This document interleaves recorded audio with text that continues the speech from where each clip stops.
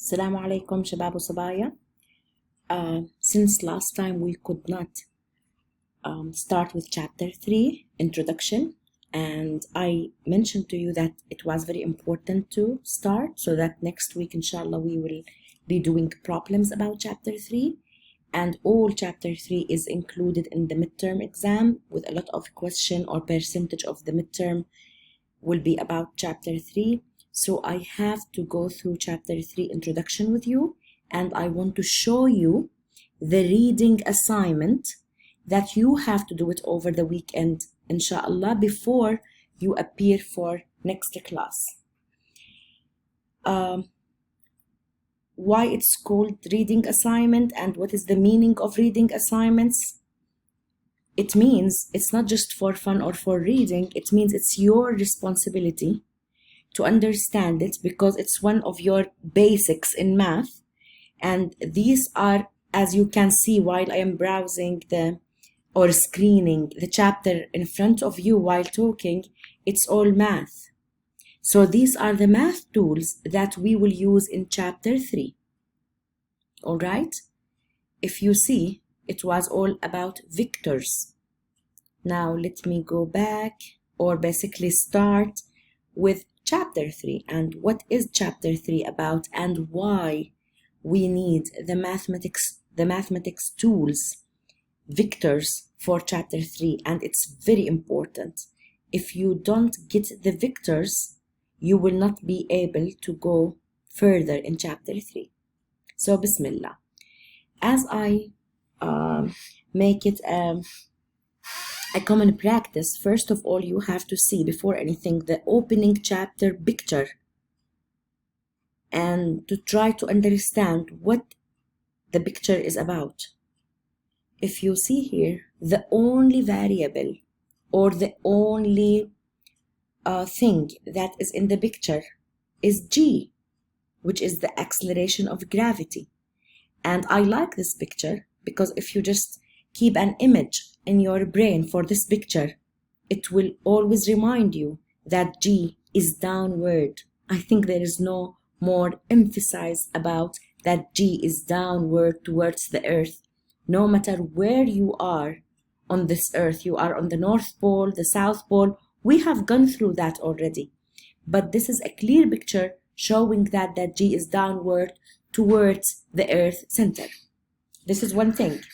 The other thing, we can see a person and he was skiing, and while skiing, I'm not sure what happened, but he had to go through a big jump, and he did it like, well, if we will talk in a street language, it is just an arc. He didn't literally go only up and then down. He didn't do that. Actually, his movement went into an arc movement.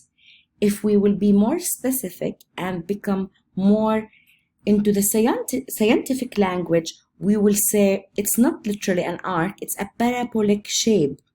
It's a parabolic shape, but I don't care for these kind of terminologies now. Actually, if you go more into physics, it could be a projectile motion.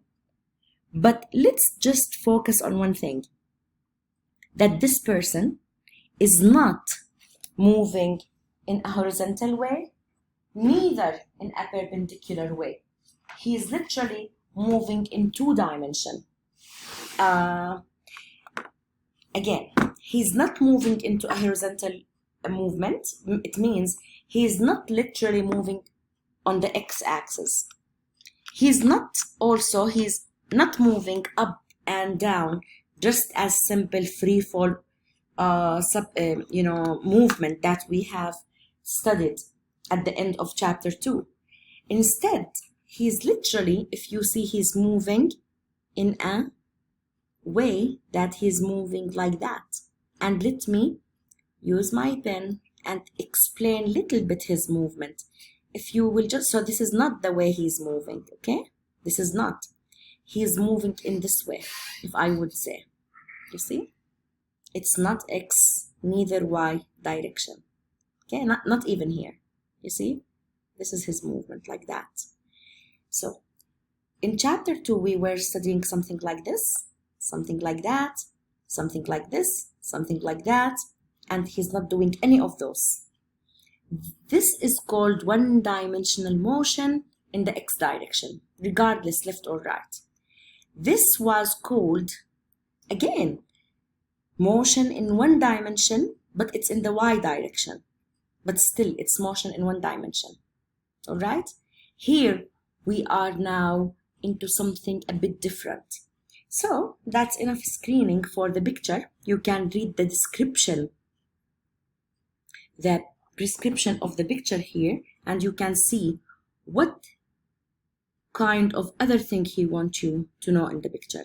But for me, I want to come to the title of chapter 3. If you see, it's simply kinematics in 2 dimensions. And what was chapter 2? It was kinematics in 1 dimension. All right? This is the only thing which is different than the previous chapter. Now we are moving in 2 dimensions. All right. As I mentioned to you, you have to go through the chapter opening question. I'm not going to do that with you. Already we went through these things in chapter 2.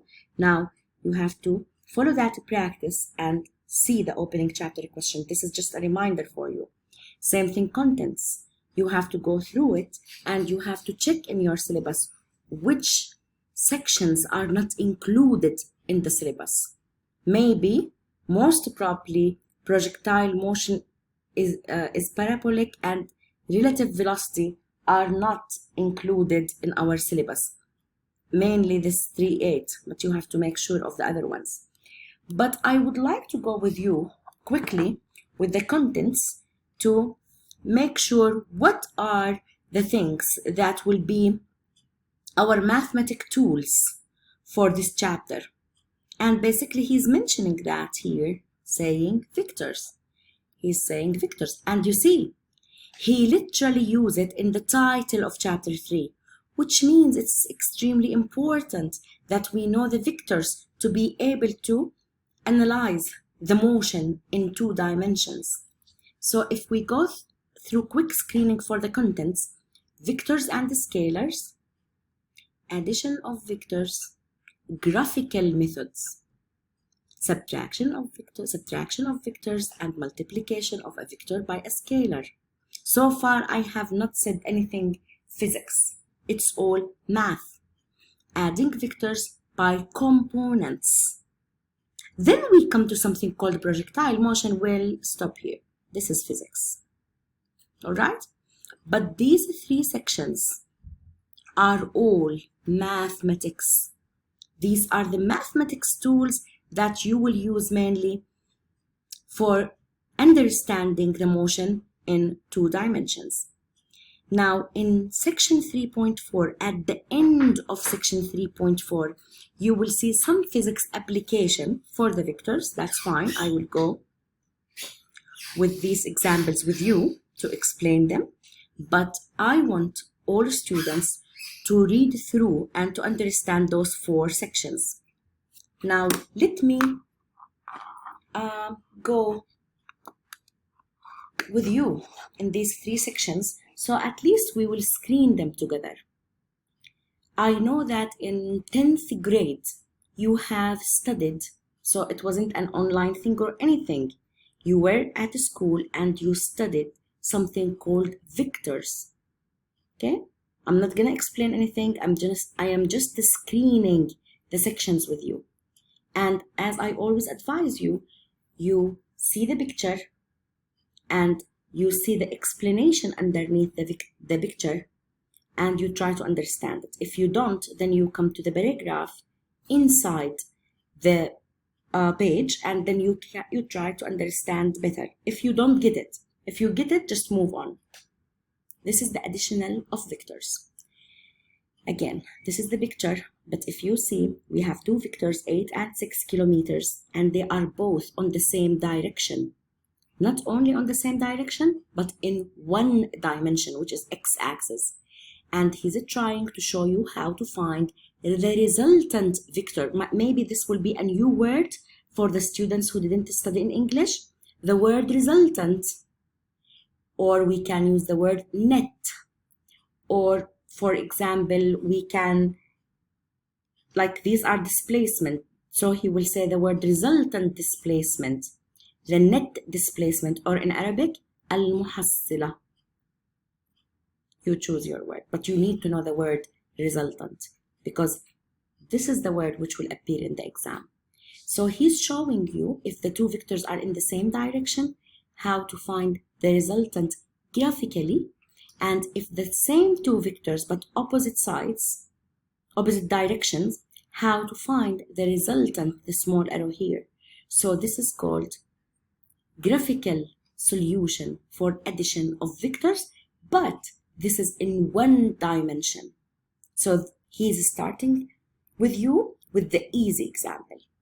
Now they say they're introducing to you another simple example. Two vectors, but one in the x direction, the other is in the y direction. Still, we are not really into the angle thing. Still, one of them is completely on the x-axis, the other is completely on the y-axis. Now, how to find the resultant displacement that we want to add them up together? If something rings in your brain, it is Pythagoras theorem, okay? I'm not gonna explain further. If Pythagoras theorem, everybody knows Pythagoras theorem. If you for any reason forget it, then this is the review for Pythagoras theorem, okay? And this is the way to find the resultant vector. Now, he is coming into more kind of, still, this is not complicated. This is one of them in the y first, then on the x, that's fine. Now, he said, what if we have three vectors? What if we have three vectors?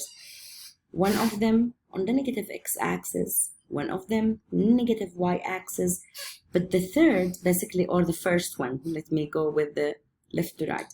The first one was not a familiar kind of vector.